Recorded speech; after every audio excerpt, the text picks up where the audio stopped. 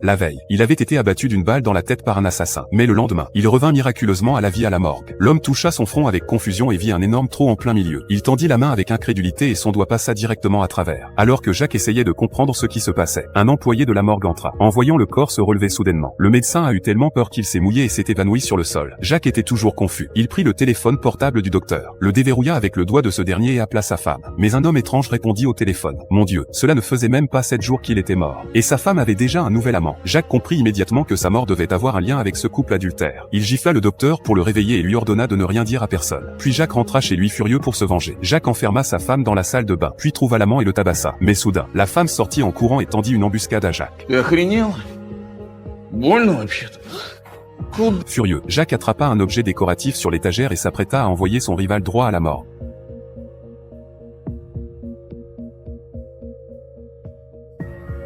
Mais Jacques interrompit soudainement son attaque. Il s'avéra que sa femme avait en réalité poignardé Jacques avec un couteau pour protéger son petit ami. Mon Dieu, quelle cruauté! En voyant Jacques qui se débattait pour survivre, Tom n'hésita pas une seconde et le poignarda à nouveau. Puis ils jetèrent le corps de Jacques dans la nature. Mais bientôt, l'inattendu se produisit. Jacques revint miraculeusement à la vie une fois de plus.